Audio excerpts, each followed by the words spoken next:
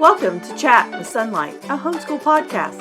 I invite you to grab your coffee or tea and take a few moments to join us as we explore Sonlight, the curriculum, those who work behind the scenes, and the families that use it.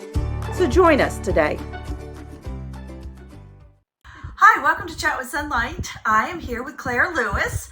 You guys probably joined us for the summit this past June, and in it we did the episode A Day in the Life. And there was Anne and Amber, and then we had the Lewis family. And you guys have asked me, or you've seen me at conventions and you've asked about the Lewis family. So I've invited Claire to join us today, and she's just going to we'll talk through what we saw in that video, and I'll link that video in our comments so you can see it too. But Claire, let's start off. How many children do you have, Claire? I have 6 children. And like she has all her hair. I've got a few grays coming up, so I think they're wearing on me, but yeah, so they range from 12 to 1, and I think we've had some birthdays since we recorded, so. I was going to say, it's been a month or 2 or 3 since we recorded, yes.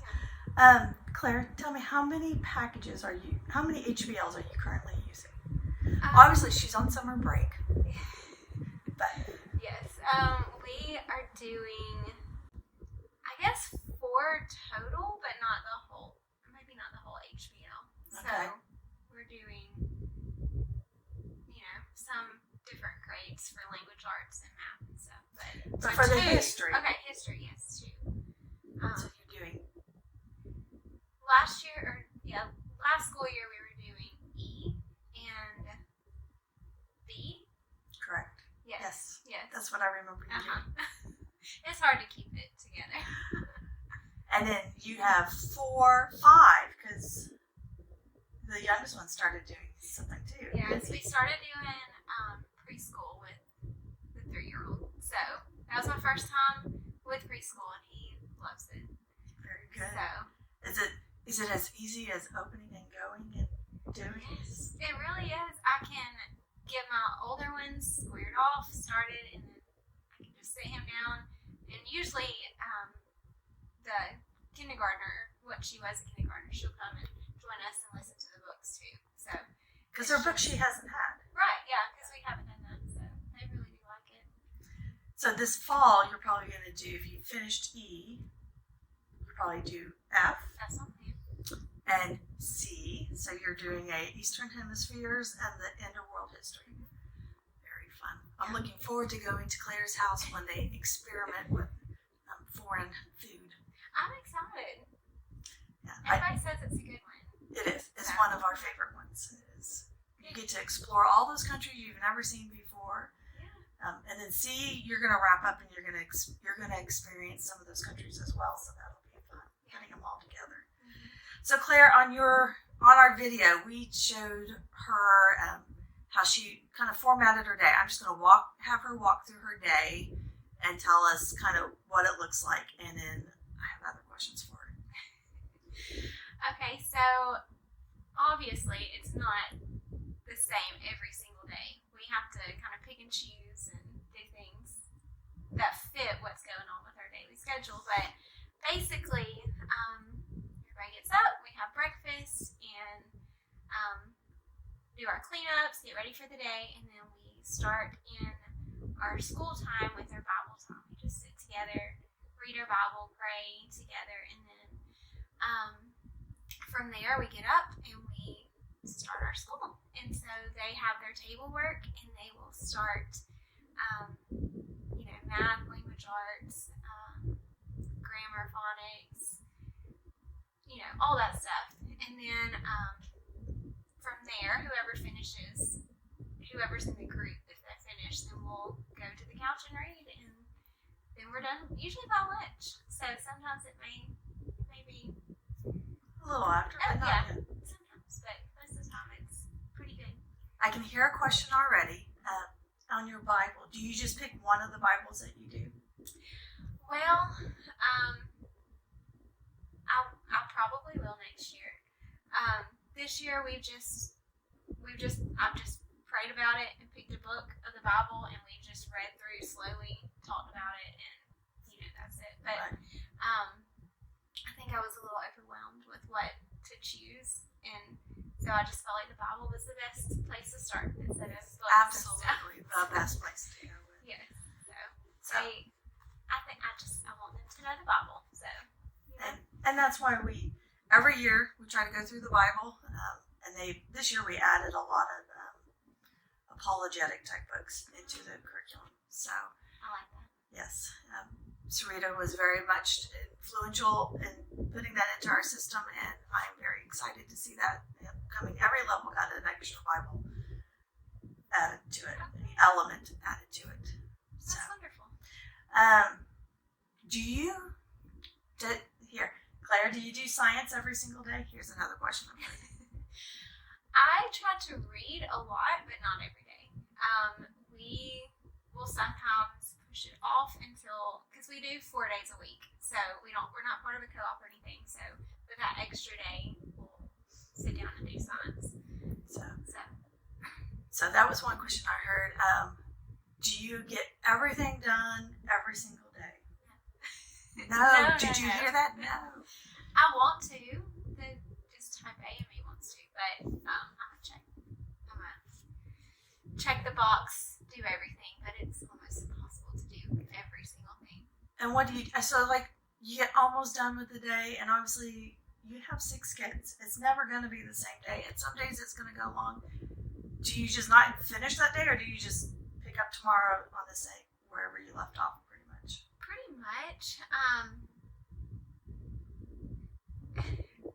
If I'm really motivated, I'll sit down before bed and make them read with me. Because I really do try to make all their table work done in the morning, just so they're fresh, they're done, and it's really hard to regroup everybody to the table. Yes. But at bedtime, I can sometimes pick it up, but sometimes I'll just say, I'm tired. I just want to go to bed, so we'll just read tomorrow or something. We'll just do double tomorrow, and they're just ready for it. Well, and that's good. So her husband's name is Matthew. So if you hear me say Matthew or Matt, does he sometimes when he gets home doing the reading for you guys? He has a time or two. Usually, typical dad. Yeah, he's a good dad. He's tired too, so he wants to relax. Chill, yeah. play with the kids, be one of their buddies. Yes, exactly. If you guys didn't notice, Claire has 4 boys and 2 girls. And so that means those boys are ready for dad for roughhousing and playing. Definitely. Yes. If you guys didn't know, Claire and I go to church together. So we're also on the praise team together. And so I get to see those kids on Sundays. And they are just the most well-behaved kids. They come in and they line up on the chair while we practice. And I say that knowing how my kids acted. They are typical kids. Atypical kids.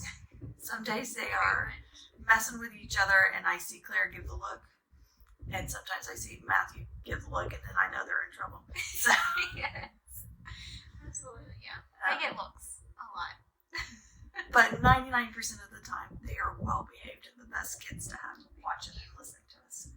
Claire, is there any point in your day that you feel like you struggle getting things done? I feel like if my routine's off, like if things get mixed up, if we have to go somewhere, then yes, I will. But as long as I stick to my routine, it's good. So I don't know if that answered your question. It does. I was just gonna say that's probably a lot of our problems. That if things get messed up, then we feel like the whole day's messed up. But when your day's like that, do you just try to capture the best you can and go with it? Most days, yeah. I feel like it's their job to do school, and so we need to do it, So I try to rein them in as best I can. So. But there are days that I say we, obviously I don't homeschool anymore, but I've been there. There are days that you call it. You're like, today's the day we're done, and you just are done. I was going to ask you one other thing. In our video, you used a notebook. Can you describe to our friends what you put on those pages? I mean, it was a single subject notebook. The ones that are 25 cents a piece. Super cheap.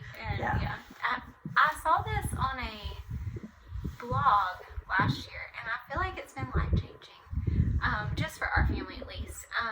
So I just have a single notebook, and our family, we have color-coded, like, children. So, like, each child at birth gets their own color.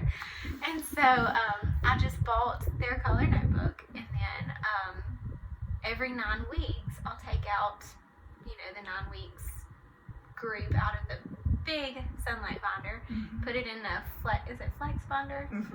Put it in a flex binder so it's more manageable, and then I'll write down every day that they have to get done, like all their table work that they have to get done, like for the week. So we'll have 4 days divided on one page, and then they'll have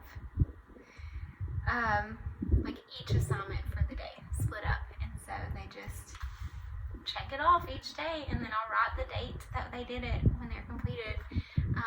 So it helps me keep up with the days too.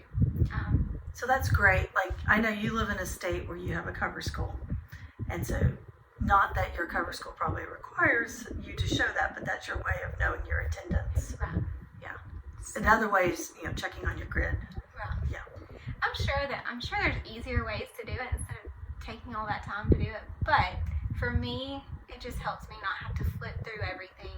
I can just open up their notebook. It's on one single sheet of paper, and I can glance at it and see what everybody needs to do. Right.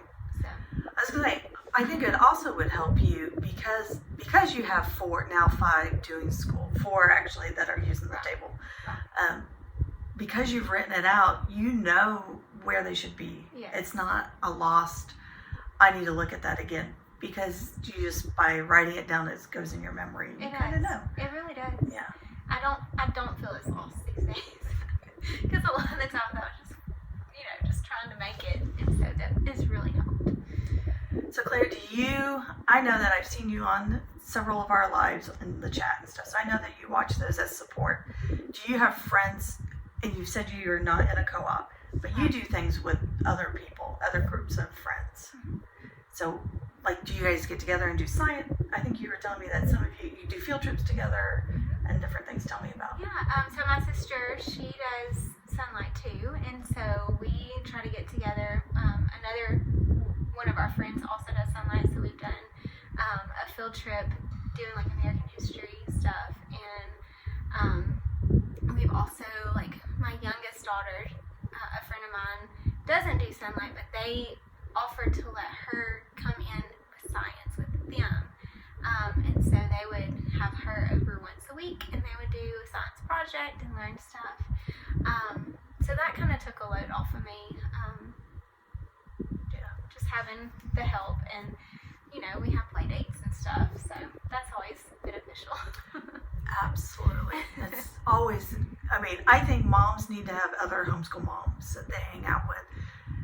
That's why I was always an advocate of a co-op, because that was, yes, it's good for the kids, but I think it's even better for the moms because that gives you that base of family and that support.